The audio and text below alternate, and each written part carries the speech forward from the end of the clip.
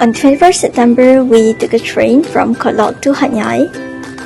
Believe it or not, the train trip itself took around 6 hours, which is so long. And right after we arrived, we checked in our hotel and take a rest. The next day, we booked a tuk-tuk to PSU, and everything is fine until we realized there is a problem with our pin location, so we're totally lost and late.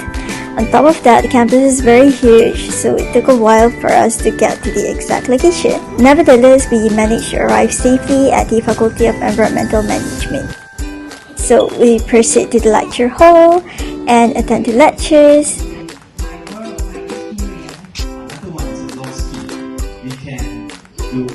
After that, we look at the information corner, and the lecturer showed us the electric bike, and we're free to try it out. While waiting for our turn, we decided to play with the bike some more.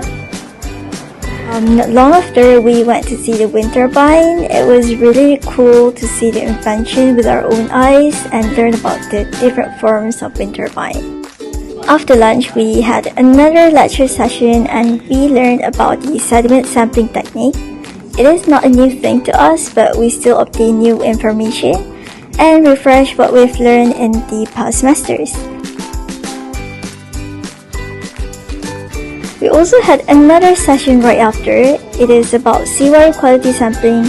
She introduced herself and proceeded with her sharing on how to handle and calibrate the instrument.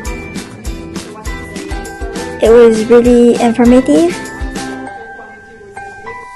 After that, we do another activity using some kits, and it was really interesting because we never had the experience of using kits like this before.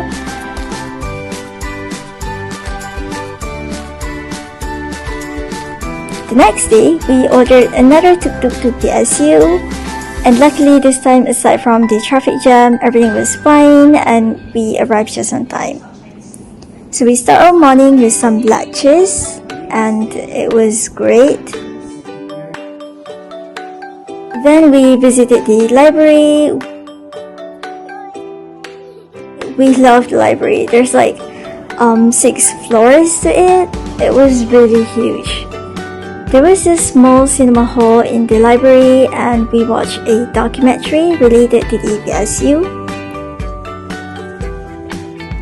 We also visited this one information corner called the Information on Southern Thailand. And on the ceiling there are several kites, and interesting enough, Thai people also called the Waupilan as Wow. At this point, there's this section with rows of recliner sofa.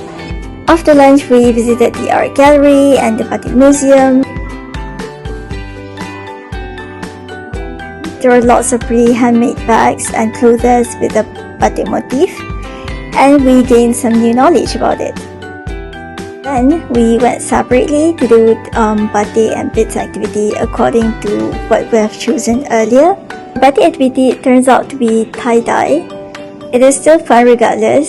The instructions are pretty easy to follow. Basically, we just have to fold our damp cloth into many triangles, put some ice cream sticks on it, and secure it with rubber bands. Lastly, we dip it in colored dye and just try it. It turns out really nice. For the beads activity, we just follow the instructions and the manual provided. It is so fun, and ta-da! This is how it turns out. On 27th, we went to the famous Dim Sum Chabura. The foods are halal and so delicious, especially the gyoza set. It is to die for. We also buy some souvenirs at the night market. Some of us went to the Central Festival and ate at the food court. The food is alright. Lastly, we went to the 7E to buy some snacks. On 28th September, which is the last day, we check out from our hotel and book a tuk-tuk to the train station since we have like a lot of heavy luggage. Overall, it is an excellent and meaningful experience. We're so glad for this opportunity.